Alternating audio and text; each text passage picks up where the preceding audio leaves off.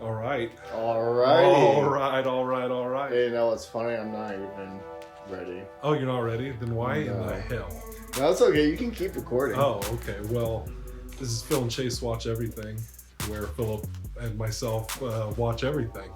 Yes, we do. Yeah. Yes, we do. How to get the water. Oh, of course. You gotta stay hydrated. What sucks is only grabbed one. I have to get up halfly through. Grab that another. is awful. Now we gotta keep it short. Today's episode will be 30 minutes long. A little late this week. A little late, but holidays. The holidays and weather and other excuses. You know, it really, happens. I mean, what do they expect? really, I think really it was just the weather. Yeah, was the only excuse.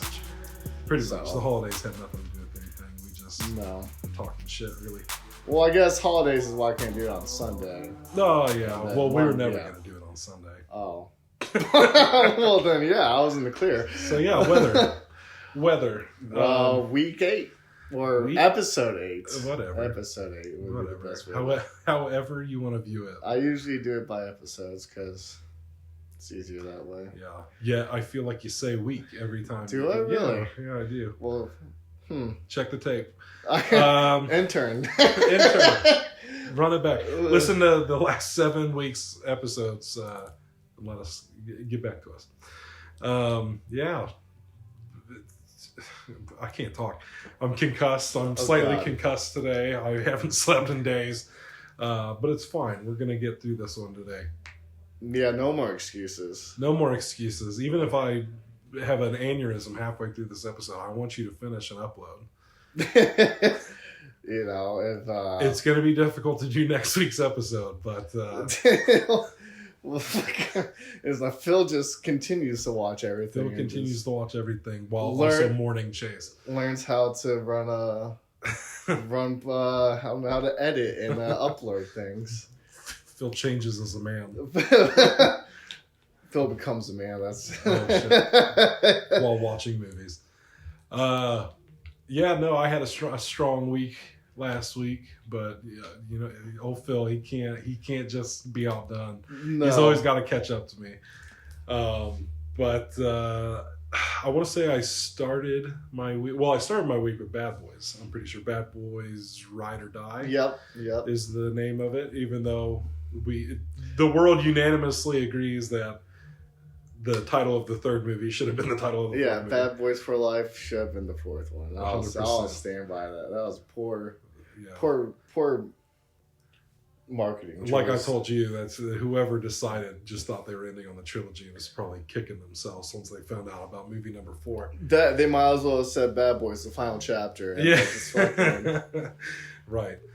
Retcon it. Switch it. Yeah, that's what they should do. They should lie to everybody. They should just Mandela effect us and be like, the third one was called Ride or Die the whole time, and this one is called just switch all of it on Netflix, the DVDs. Do what South Park did with Token's name, where they go back and change all the subtitles to Tolkien.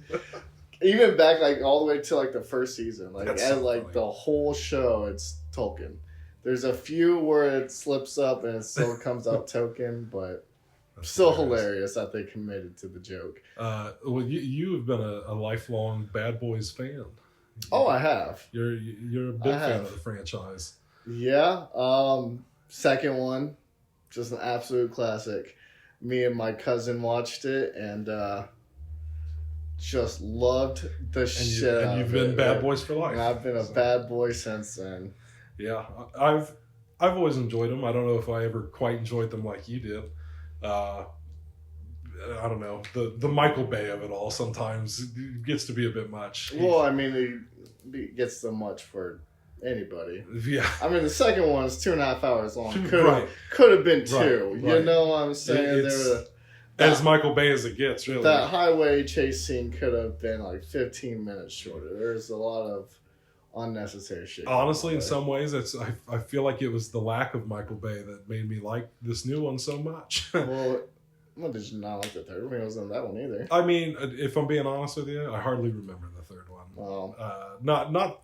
I mean, I remember enjoying it, and I remember bits and pieces of what the fourth one reminded me of the new team with Vanessa Hudgens, who is on the team, Philip. Yeah, there is confusion for Phil about that. And fucking, I believe his name is Alexander Ludwig, the guy from Hunger Games. I think that's his name. But yeah, or a Vikings, if you're a Vikings fan. He had a huge role in that versus the small role. I just saw he's got a new show on MGM Plus.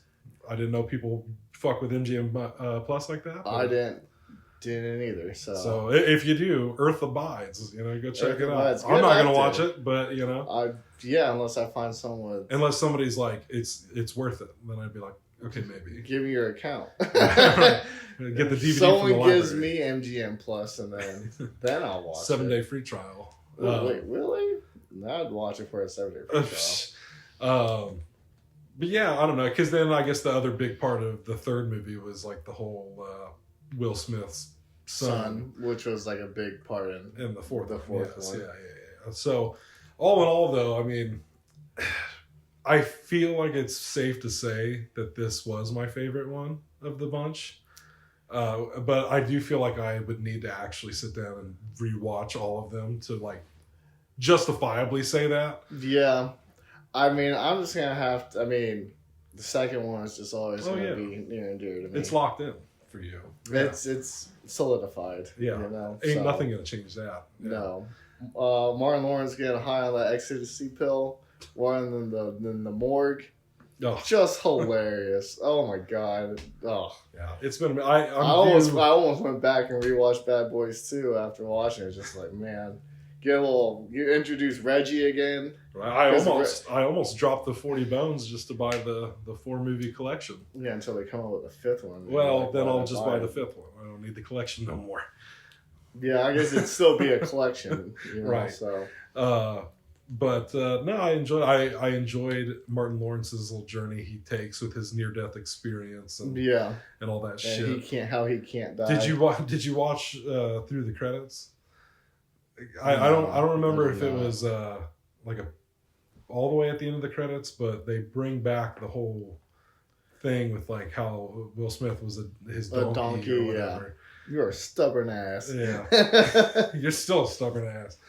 The Reggie bit I loved so much. What a build up to that joke when he just starts whipping all sorts of ass. Yeah. Especially when he's getting shit on there at the very beginning.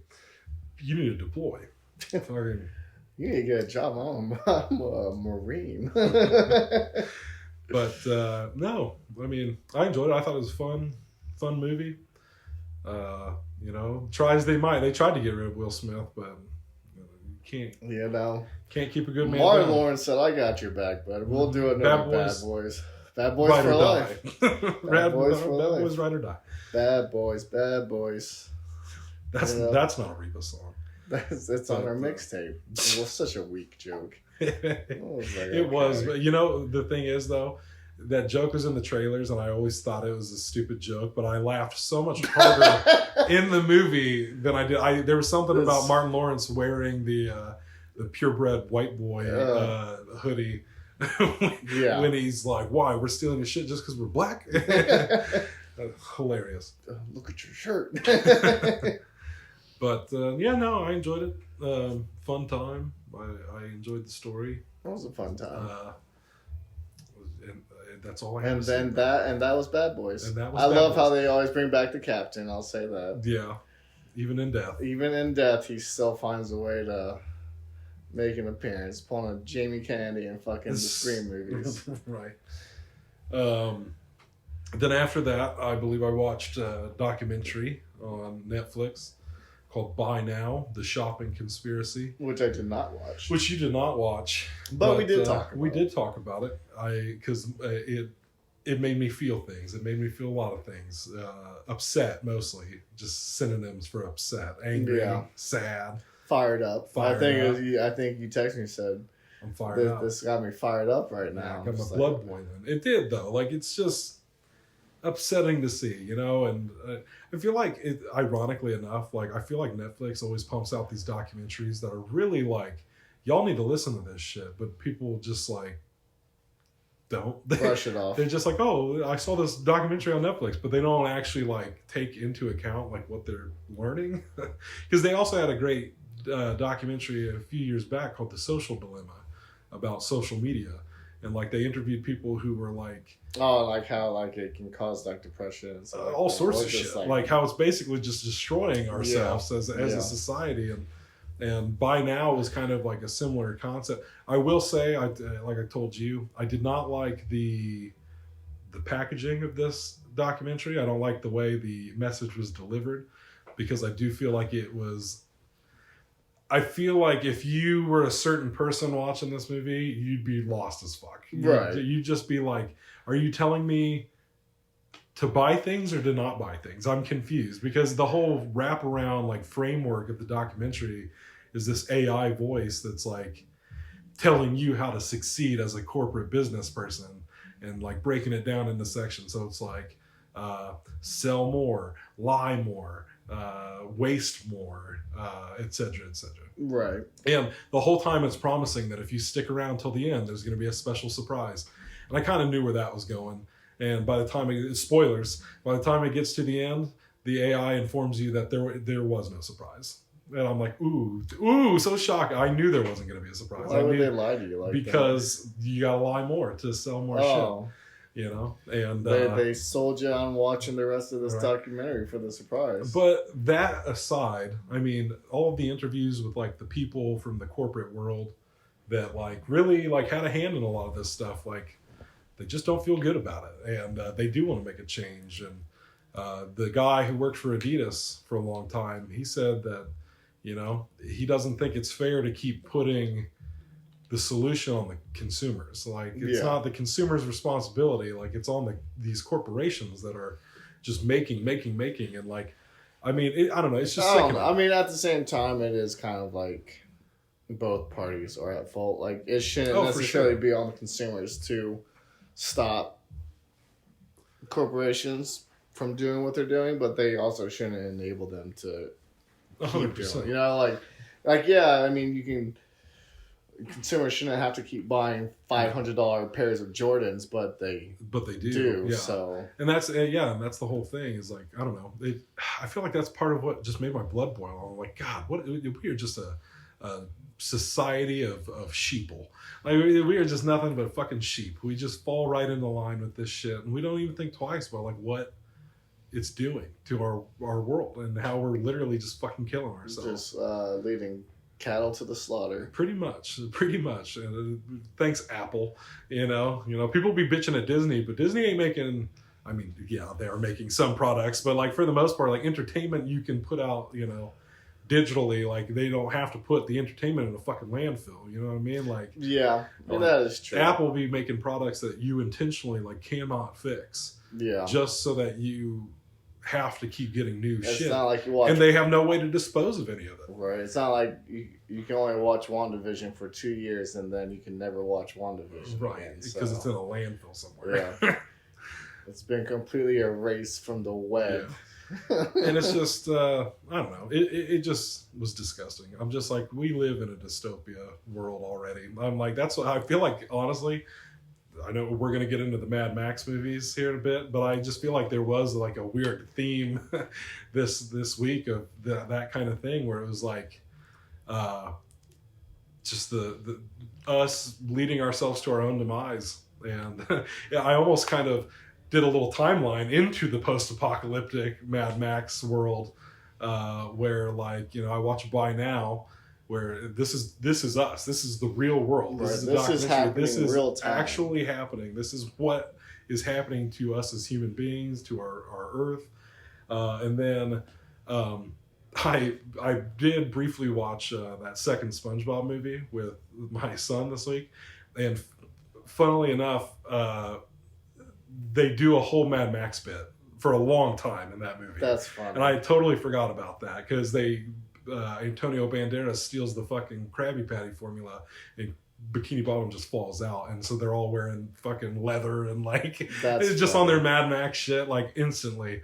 That is funny. And then after that, I watched Thanksgiving, as one does, because now one can. Yes. That's because it used to not be a thing for a very long time. Yes, that's true. As of last year, once Thanksgiving finally came out, we now have the perfect holiday trifecta of Halloween for Halloween, Thanksgiving for Thanksgiving, and Krampus for Christmas. Like, and Easter Sunday. And Easter Sunday, Chasing Shep's Easter Sunday. Not Joe Coy's Easter Sunday, Chasing Shep's Easter Sunday. For you little hopping, I got nothing. I guess Hop is another one, Fuck but Hop. not like that's not like a sleigh movie. Yeah. So, the holy trinity of holiday horror, I suppose. Thanksgiving was the. Do we have one for New Year's Eve? I'm talking about Trinity, and you keep adding other holidays. But yes, because this was like Shep and I's thing for the longest time. New Year's Evil. Trinity. Fucking Trinity. It goes way beyond that because you got New Year's Evil, amongst other movies, but New Year's Evil was our pick for New Year's. You got My Bloody Valentine, come Valentine's Day. You got any Leprechaun movie for St. Patrick's Day. Yeah. Easter, they're just now starting to just watch ours. Just watch Easter Sunday. The rest of them are trash. So's ours, but like watch ours. At least it's only like 11 minutes, Yeah. Then you can't be too mad, And then April Fool's Day is another good one. I should be writing all this down. I know. You'd think you just remember them because they're the names of the holidays. Well, it's okay. It's okay. It happens. You would think. But no, because it was like a group of us went and saw Thanksgiving last year when it came out. Yeah. And it was, for my money, it's probably my favorite Eli Roth movie. It was the one time I watched an Eli Roth movie and walked away being like, I did not hate that. I really enjoyed it, actually. What's funny is I don't watch a whole lot of Eli Roth movies in general. Never was it The Green Inferno or whatever. Never saw that. Didn't need to. I can't think of where's that one that it was like it was like a book that he made into the movie about like the ruin or whatever. Something like with the vines. No, he didn't. Or is that no? He didn't do that one. He did Cabin Fever. He did the Hostel. I did see Cabin Fever. I didn't mind it. That one's okay. I didn't mind that one's. I didn't mind the first one. I never watched it. I didn't watch the other ones, but. But no, I like Thanksgiving. I mean, like I told you, I totally forgot. I mean, it's like in the back of my mind, I remembered how brutal it was. But then, like, watching it, I was like, oh, fuck me. I forgot just how insane this movie gets. I swear one of the sickest kills is when he fucking splashes the water on the chick's face and then puts it on, like, the freezer door and it sticks. Rips, oh, golly. Hilarious. What I also find hilarious is that, I forget what the award was, but, like, PETA gives like awards to movies sometimes, I guess, like for their treatment of animals. And Thanksgiving won an award for like again, I don't know, it's like, I don't know, they were good to animals, I guess, but you get all these people getting hacked to pieces. But there's that one scene where he goes after, like, he was like one of the security guards at the Black Friday riot, and he's getting ready to leave town, and his cat's in there, and he's like, where is he? Where is he? Is he in there? And he's like, okay. But then he jumps out and gets him with the little fucking turkey carver. And just as he's getting ready to leave, like the killer's getting ready to leave, the cat meows and he looks and his bowls are empty. And he fucking gives him food and water, gives him a little pet, and leaves. And on his way out, even flicks the carver back on into the guy's stomach. And it's just like, and apparently they won an award for that. So I just thought that was kind of funny. I hope Legally Blonde 2 won an award. Legally Blonde 2, you said? Yeah, because that's when they did like the whole petition for like the dogs or whatever. Oh, yeah. Well, then, yes, it should have. Yeah. No, I don't know if they're giving out awards back then or not. So. Who knows? Maybe they did, and I'm just talking out my ass. And apparently we're getting Thanksgiving 2 next year. Next Thanksgiving? Yep. Makes sense. They begin filming in March. I just heard about this today, in fact. So I'm looking forward to that because they did leave it open for more. It was interesting watching it the second time, like knowing who the killer is, because I do feel like that's part of the fun of Thanksgiving is like, who is it? And it's a fun movie, super brutal. I mean, fuck me, that opening scene, that Black Friday riot is just insane. It's just so brutal. It's so brutal because of like almost how like I mean, it's an exaggeration, sure, to an extent, but Black Friday, from what I understand, really used to be like that. No, like people did used to die and get trampled and all kinds of stuff on Black Friday. Like back when the people would be out, like the doors would open at like 3, 4 o'clock in the morning, and people would be standing out there all night and stuff. All over a fucking waffle iron. Yeah, you know, or whatever, an Elmo toy, or whatever. Like people would go fucking crazy, and it's just. Because then what was interesting was to go from Thanksgiving to the next day. I watched Black Friday, and obviously there's similar themes there. Black Friday, very different vibe though, because. I do feel like if you've ever worked retail, it's a movie that hits on certain levels for sure. Because who the fuck wants to come in on Thanksgiving, you know, to deal with these crazy motherfuckers at midnight, you know? And but it's like these meteors are falling that night, and like this alien kind of zombie outbreak happens. They just remind me of a movie I watched. Oh shit! Yeah, nice. Greenland. Oh, I watched it this week. Yes, so I get to talk about that soon. But yeah, I enjoyed this one a lot more the second time around. Bruce Campbell's hilarious in it. He's fantastic. He's the manager. And then Devon Sawa from Final Destination, the OG Final Destination, like the main guy. Alex was his actor's, or the character's name. Yeah. He's like the lead in this, and it almost gives that Employee of the Month vibe where he's like, he's the coolest guy at the toy store sort of thing, you know? And it's just a fun movie. It's not like the best thing in the world for sure, but it is a fun time, especially this year to actually like deliberately watch it like holiday style, watch Thanksgiving on Thanksgiving, Black Friday the next day. I enjoyed it. I was like, yeah, I'll probably do this moving forward. Hell yeah. But fun little slashers to get into the holislay mood. Hell yeah. Yep, I watched Greenland with Gerard Butler, and I can't remember the actress's name, but I know she's somebody. I feel you. Isn't it the chick from Deadpool? I think so, yeah. Monica something. Yeah, not ringing a bell, but I'd have to... Intern. Intern. I want to say it's Monica Baccarin or something is her name. But she plays like Deadpool's like girlfriend. Yeah. Slash like wife, I guess, right? Didn't they get married at one point? No, they never made it that far. Oh. He should have. But I mean we're getting off topic. So anyways, like it was like there's like I don't know, it was alright. So pretty much what it was about was like there's this big comet that's gonna be like passing over Earth or whatever, and it's supposed to be like this cool thing. Well, apparently there's like a bunch of like meteors like breaking off of it, and then it's like crashing. Not so cool. And now it's like the end of times type of shit. So what I thought was really weird was like he's at the store at one point, like they're having like a cookout, and so he's running to the store to pick up some extra shit, and he gets like it's like an Amber Alert on his phone, but it's like a presidential alert, and it's like you've been selected to go to like this bunker or whatever, and he's like looking around, no one else's phone's going off, so he's kind of just like, what the hell?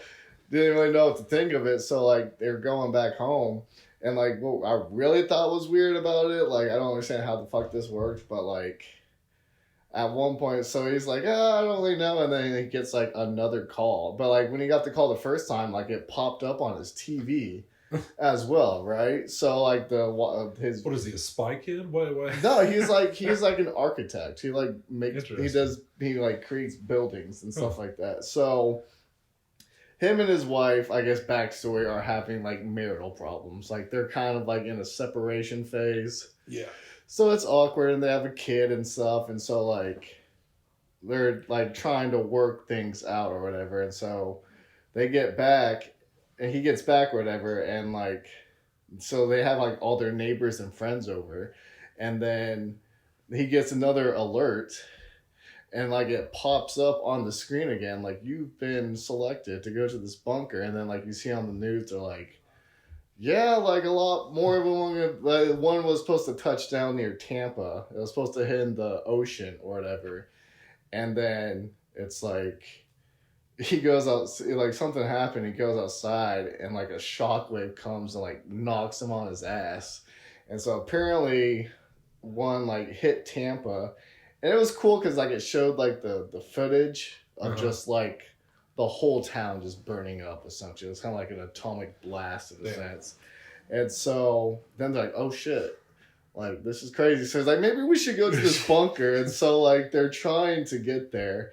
And essentially, the whole movie is just, like, anything that could go wrong for this family, like, goes wrong. Like, it almost kind of sounds like 2012 a little bit. A little, like, in a sense, a little bit, yeah.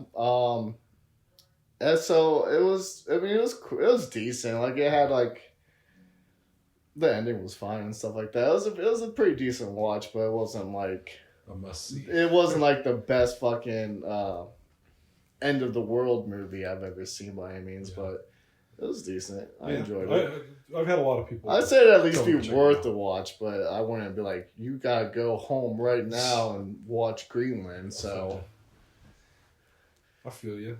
Which spoiler was where the bunker was at? Which gotcha. is why I was gonna ask why the hell is it named? Because like at one point they're like go to like get on the ship, but like their kid has like it's like a diabetic or something like that. He has like diabetes or some shit, and so they won't let him on the plane because like no sick people are allowed to go on, and so him like the wife and the kid get separated from the dad, and just like so much shit that goes on. Yeah. It's just wild, but it was a good movie. Overall, good movie. Hell yeah. I don't think, was there anything else before we launch into Mad Max? I did watch. I know you watched that one movie, but I figured we'd save that for the sleighs at the end of the year. Well, that. I watched the Girl with the Dragon Tattoo. Yeah. The American version, because I don't know what the other version would be. The Swedish? That does track. That definitely tracks, because I'm pretty sure it's set in like. I think it was a Swedish writer who wrote the book or whatever. Yeah. He was supposed to make 10, died after the 3. So, I didn't know that. Yep. So it was supposed to be like a whole thing. I'm a sucker for a good mystery. I will say that. I love me a good mystery, and overall, I enjoyed it. It was pretty decent. I was like, because I've always heard people like talk about it and stuff. Especially for like one scene in particular, there was like a rape scene that people was like, that's pretty brutal. And goddamn, it was. I was like, oh. See, if that's brutal, you should see the foreign version. You know they don't hold shit back. No. Yeah, because I've seen. I don't know if I ever saw the second one or not, but I definitely saw the original first, and I saw the American remake. But that would have been when it came out in like 2010. Yeah, 2011 or whatever that was. And so it's been a minute, but maybe 2009. I don't know. I enjoy it. I like David Fincher. He makes great stuff. So yeah, I like Daniel Craig too. Yeah. I do enjoy his acting. Made me want to watch Defiance. Oh yeah, but that's also because there's like the dude who was killing Jews because his dad was like a Nazi. It's been a while. That was the whole story. Yeah, so I thought that was cool. I was like, damn. So yep, that one was good. I watched A Boy and the Heron. Right. Not a whole lot to really say about that one. I don't watch a lot of anime. But it was on my continued watching because I tried to start it one night and never finished it. I'm like, you know what? I'll just sit through and watch it. Pretty much this dude's mom dies. And then like a couple years later, his dad gets with someone else. Yeah.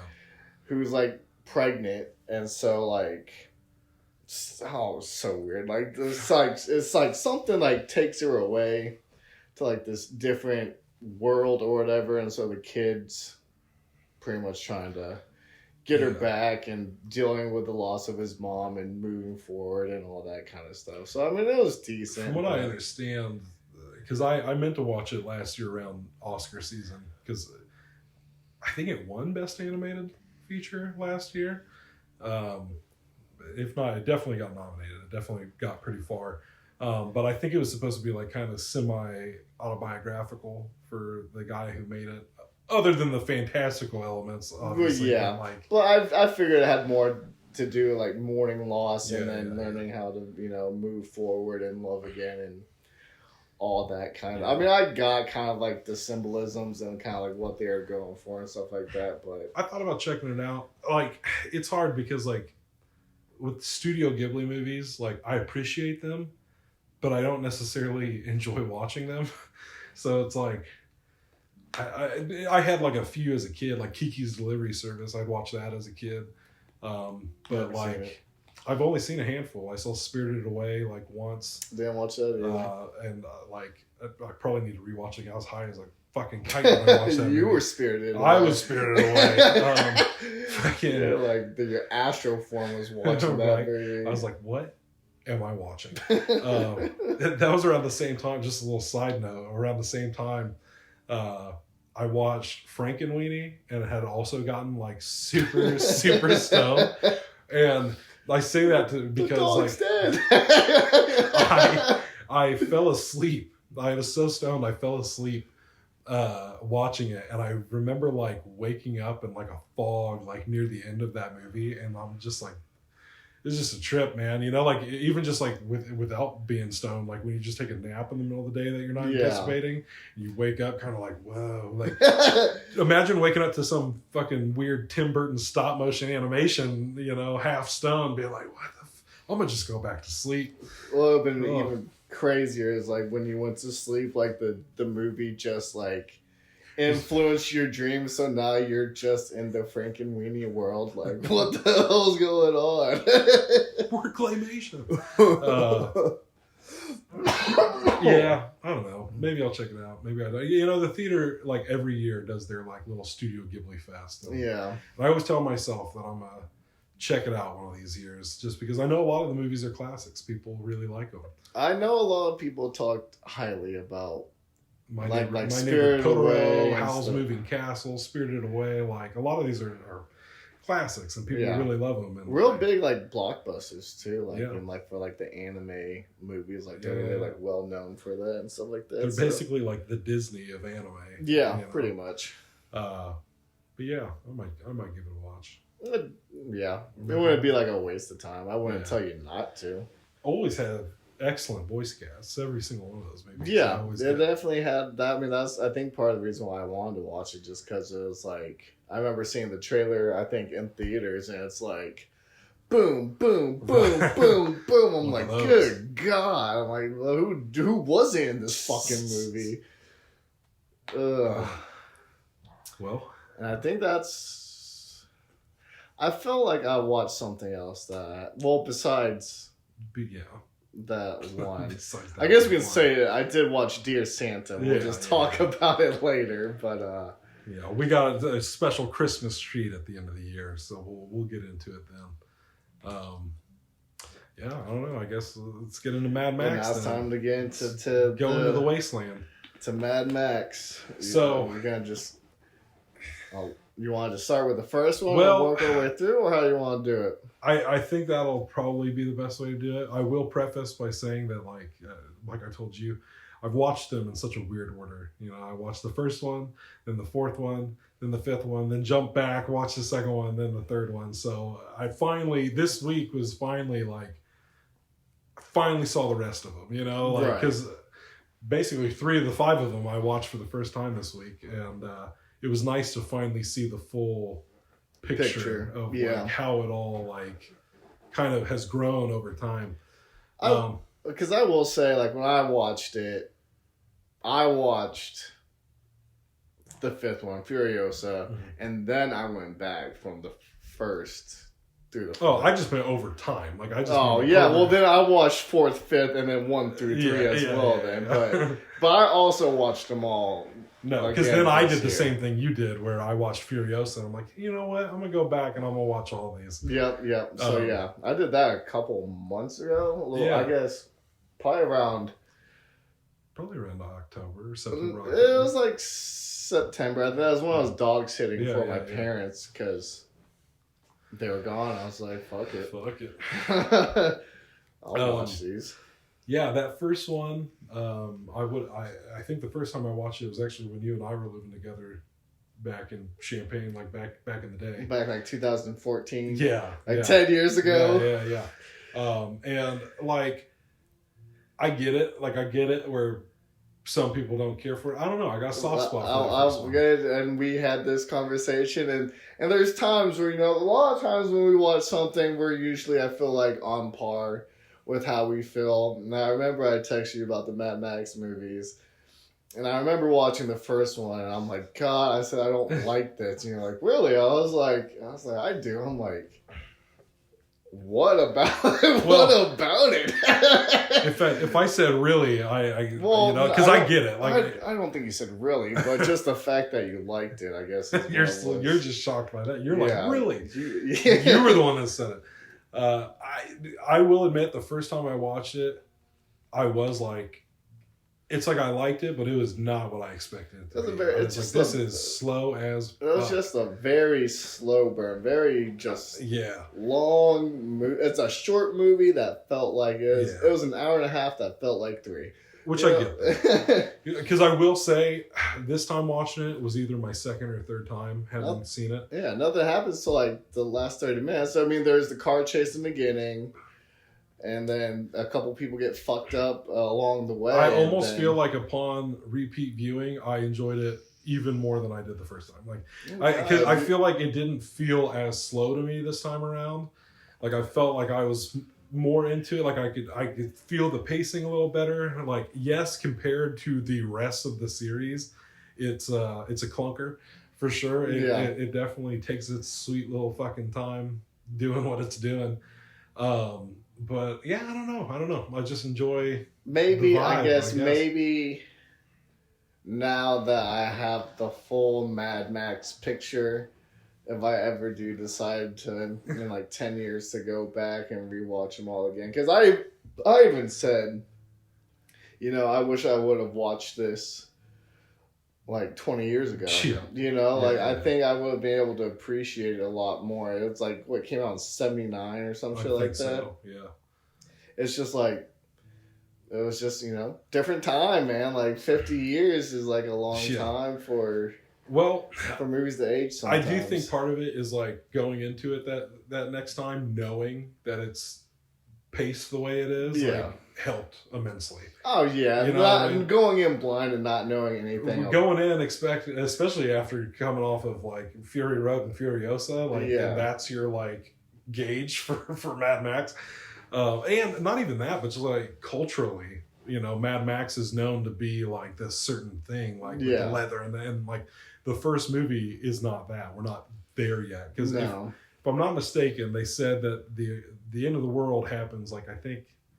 Like a week, if not like somewhere between 1 and 3 weeks after that first Mad Max movie is when the world really just goes to shit. Right. He just dealt with unruly people. Right. It, like society was collapsing in that first movie, I guess. But like the true like nuclear fallout didn't come for like the next few weeks, I guess. I did, however, I had to go back. I had to fucking look it up on Wikipedia because I swear to God, every single one of these Mad Max movies, I had the same problem of thinking like, oh, well, I've seen it. Or like, oh, well, they're just doing this thing. I'm just going to step out of the room for like a second. And then I come back, I'm like, what the fuck happened? I did that to the first one and I walked out and I didn't realize like the movie was literally getting ready to end. And like, I stepped out, I came back, and I guess he had killed the bad guy in the time that I had been out of the room because it's such a blink and actually, I saw it happen and didn't know that's what I saw happen. So I had to look it up just to remind myself, like, I'm pretty sure he beat the bad guy, but how the fuck did he do it? And he's like, oh, he just got hit with the semi. Oh, okay, all right. Yeah. George Miller, who directs these things, loves to reuse actors, too. Loves to use, because the bad guy in the first one plays the bad guy in the fourth one. He plays a Morton Joe. Didn't he get like shot in the leg in the first one and then like start sprinting like 30 seconds afterwards? That I don't know. It was like very quick hobble for someone who's like completely fucked up. But he's got the leg brace for the next few movies. Yeah. Then the Road Warrior. That was the first time I'd ever seen it. And I feel like the Road Warrior is like when people talk like older people talk about like Mad Max. It's always this is like the quintessential. The first one might as well not exist. Yeah, to I'm sure a lot of people just watch the Road Warrior. You know, because honestly, anytime somebody does talk about Mad Max, you always hear them talk about the Road Warrior or Thunderdome. Like those are the two things that always get brought up. Or Fury Road now, but you know, right before then, it was always those two movies. Like before 2016, it was. But no, the Road Warrior, I see why it is so highly regarded. I do feel like it was really good. I enjoyed it. I definitely see where it definitely laid the groundwork for everything that was to come. Yeah. In the Mad Max world, it's a world that I am fascinated by. Like it is like, you know, how some people will get into their Lord of the Rings or Star Wars. Like I am fascinated by the world of Mad Max. I guess because it's not that far-fetched, I guess. You know, like in a post-apocalyptic... You're not in a galaxy far, far away and a long time ago, so it's... you know, it helps. It helps. This is something that could happen. A lot closer, and probably not too long from now. After this podcast, 3 weeks from now, the fucking world's going to end. Phil and Chase can't watch everything anymore. Yeah. We'll just watch everybody kill each other. We're just holed up somewhere, just instead of doing like a broadcast, a survival broadcast, we're just still watching. We're still watching movies. We're pieces of shit. No, I enjoyed it. I enjoyed it. I did enjoy it. What's funny is like not realizing like watching so many different things and then realizing like how much inspiration the Road Warrior has had on things and stuff like that, like how much it gets referenced and shit like that. Road Warrior gets referenced constantly, you know, and so does Thunderdome. Really, I mean, because they did the Thunderdome and fucking Rick and Morty. Yeah, I kept thinking about that. I will say something that upset me greatly in the Road Warrior was the dog getting killed. Yeah, no one likes to see it. Bro, I was so upset, and I think part of that is because I do get into the Mad Max video game, and you do have the dog in that game, and it's like you get him at the very beginning when he's injured, and then he becomes your little buddy, and to see him die in the Road Warrior, I took it personally. You know, I was upset. I felt the same way when I played Red Dead Revolver, because you had the dog in the beginning, and then granted, it died in the beginning, so there wasn't a long. But I will say, in Ghost of Tsushima, you get to select your horse, and then you pick its name, and it's like, this is your horse for the remainder of the game. And spoilers. The horse dies at one point, and I swear, I cried. Because I had such a connection. This was my horse. Nobu was my main man. Like, we rolled through tough. Like, we saved my life on so many different situations. I'm like, died saving me again. I'm like, it broke my fucking heart. I was so upset about it when that happened. I was like, damn.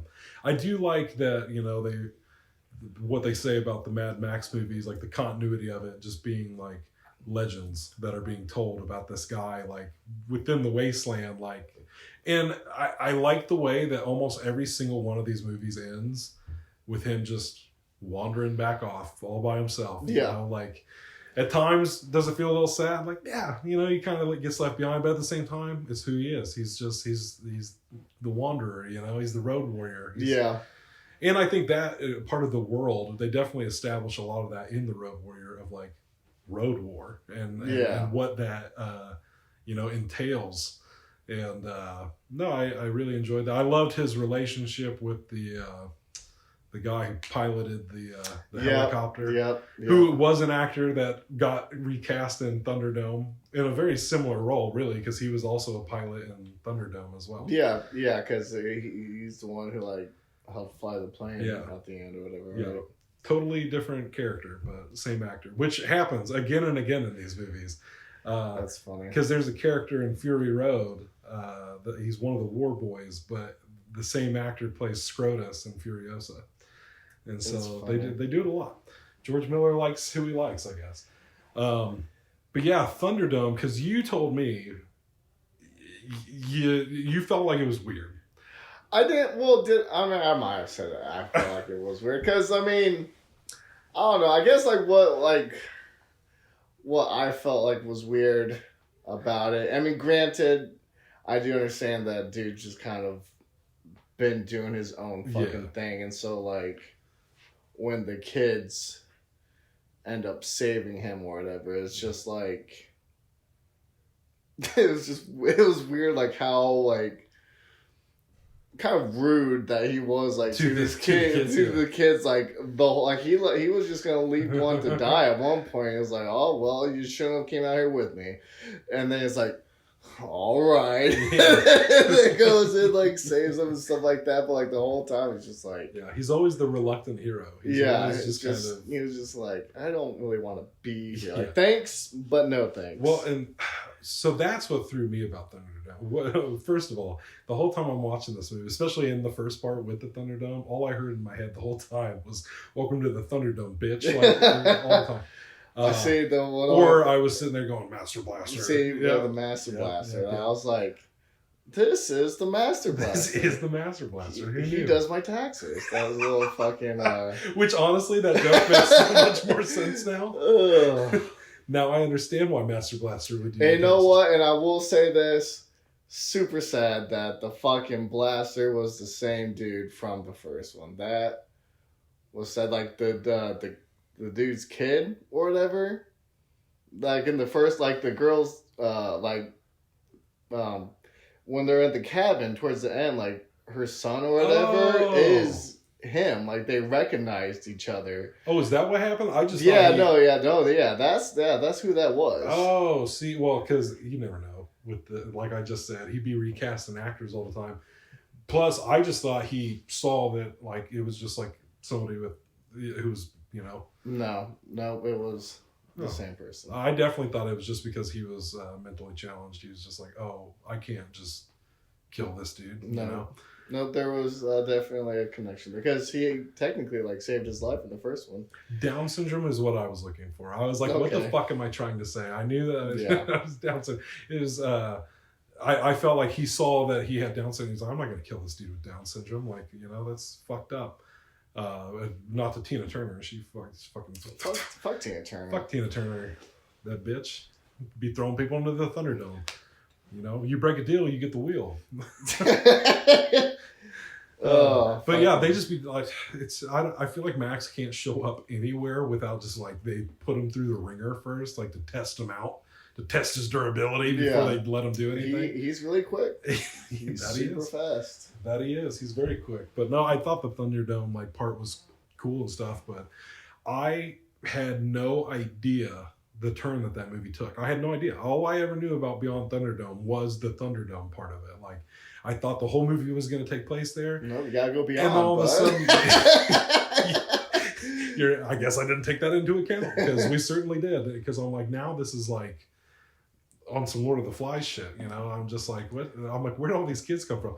And weirdly enough, it felt like a family film compared to the others. Like, you know, like I felt like, I mean, yeah, it became like, even like the music and like with all the kids, like this adventurous feeling. It felt like those Amblin movies, like the Goonies and shit like that of the past, where it's like we're on a little adventure with all these kids, or like Hook or some shit like that. You know what I mean? I'm just what a weird fucking time. I never expected, and I mean, credit where it's due. Every single Mad Max movie has a different flavor.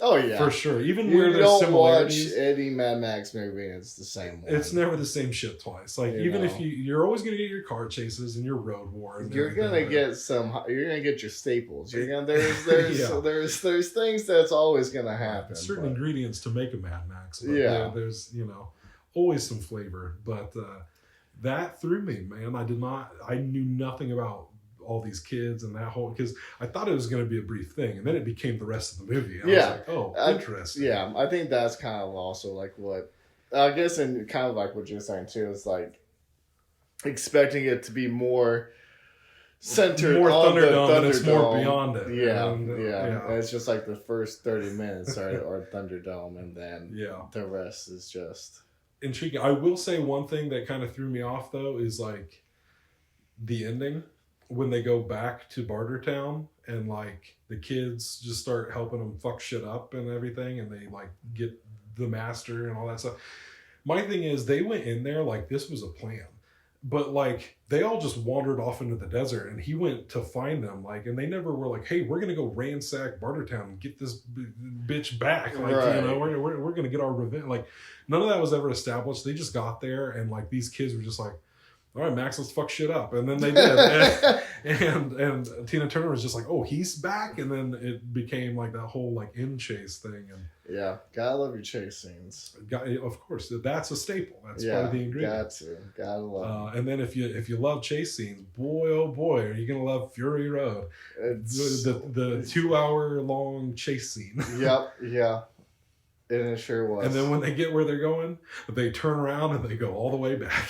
Yeah, wild, just crazy. Which is it's crazy because that movie is the only Mad Max movie that wasn't just nominated for an Oscar. It was nominated for 10 Oscars, won 6 of them, and was nominated for Best Picture, Best Director. I mean, it fucking balled out that year. This is a Mad Max movie we're talking about here. And it's just one big, long fucking car chase, essentially. And just wild. Wow. It was wild. I will say what's funny, like, because I only watched Fury Road the one time when it first came out. And so when I watched Furiosa, I forgot who the fuck Furiosa was. So I'm watching it, and I'm like, okay. And then I was talking to someone, I was like, yeah, it's the chick from Fury Road. I'm like, the fuck if it is. So when I went back and rewatched Fury Road, I'm like, damn, I wish I would have just watched them back to back. Yeah, I wish I would have went Furiosa, then fucking... It's like the only time in Mad Max that there is any sort of like continuity, really. Yeah. Is these two. This time around, I did finally watch the black and chrome version of Fury Road this time around. It was interesting. Definitely makes for a different experience because it is such a colorful movie. Yeah. But because I bought a copy of the Furiosa black and chrome, but I didn't get back to watching that. Yeah. Oh no, it'd be interesting. I did start it up because I was trying to show Belle like the type of black and white it was. Like I was using it as an example for a future project. But I started out Furiosa thinking it was going to be the same thing, and immediately off the bat, I noticed, and I don't know how much of the movie they do this for, but like it's not just exclusively black and white. Like they cherry pick colors in certain scenes. Gotcha. So like, I did notice like in the opening scene, like everything that's green is still green. The apple that she's picking is still red, but like they're black and white and stuff. So I don't know how long that goes for because I haven't watched it yet. I'm assuming the whole movie. Maybe. Who knows? But I mean, there's only so much green, and they only show so much shit. Yeah. Of color. So. Yeah, Fury Road. I don't know. I guess I like it. I don't know if I would have been like, this is the best picture of the year. I mean, as from a filmmaking level, technical wonder. That's why it swept all the tech Oscars that year. Yeah. Because it's just like you watch something like that and you're just like, how the fuck did this get made? Because it's all practical. It's just dudes fucking jumping around from car to car and all this shit exploding around them. It's just like, no wonder. I'd love to read the book called Blood, Sweat, and Chrome. That's all about just how fucked the making of that movie was. I bet it would have been a fucking nightmare. I heard it was just all sorts of grueling shit. But Furiosa I found interesting. Like I said, it kind of sunk in with me over the next few days after watching it. I don't know. I kind of like the way it was set up. I enjoyed it. And I did like Furiosa. I do think part of that was my enjoyment of the video game bleeding over into this movie because it felt like the video game. Like it felt like the way it was set up, like it almost felt like here's your levels, especially when they go to the bullet farm or the gas town and they do the whole thing with the truck and all that shit. I think they did go to bullet farm. like originally after they left the Citadel or whatever the fuck it was called. Yeah, and then they went to Gastown after that. Yeah, I enjoyed it. Chris Hemsworth was great. He's a lot of fun. Big Anya Taylor-Joy fan for sure. She's always fantastic. So I love that they gave her the Mad Max treatment, and she also just didn't talk the whole time. Although I will say, I was surprised that she doesn't show up till like an hour into the movie. Oh yeah, because it's about like her as a kid. Yeah, for like the longest time. Yeah, which I thought was interesting, like especially like the relationship that like Chris Hemsworth had like with the girl, and like the second she had a chance to get away, she's like, "Yeah, he's not my dad." Yeah, doesn't say a word. First, he didn't even know she could talk. He thought I was a goddamn mute. Shocked the shit out of him. Yeah, this is my daughter. No, I'm not. Is that your father? He is not my father. No, I like the way. I also like the way they handled the little sort of love story that was going on there too, because it's like one of those things where it's like you could have gone all the way and been like, oh, this little love story in the midst of all the, but it almost feels appropriate to the characters and to the world that's as far as they ever got as far as their blossoming romance. And it makes sense too, because I mean, obviously he wasn't around in Fury Road. Yeah. Oh, I knew he was not gonna. Yeah. I was like, well, you're not in Fury Road. So you're not gonna. It's not looking good for you, bud. I did like all the little nods to the video game, but like I said, I feel like they already had Furiosa planned out so far ahead that they were probably just drawing from this anyways to put into the video game. Now I'm really trying to find the Thunderdome in the video game. I know it's there somewhere. Ooh. Yeah. Trying to go fight some motherfuckers. I don't know. I might have to.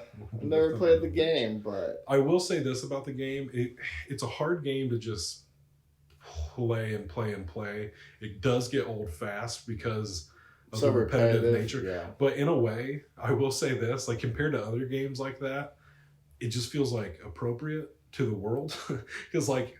If you were in the wasteland, this is life, bud. Like this is what you're doing. You drive around, you run out of gas, you run out of water, you gotta scavenge, like you gotta fight crazy motherfuckers left and right. Like it's the same shit all the time. Like and you're Max. Sorry. So you gotta deal with everybody's shit. You're gonna get mad. you're gonna get mad, yeah.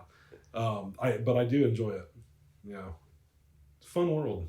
I like it. It is a fun world. I don't know what it was about watching all of them that I'm like, I'd love to read a Mad Max book.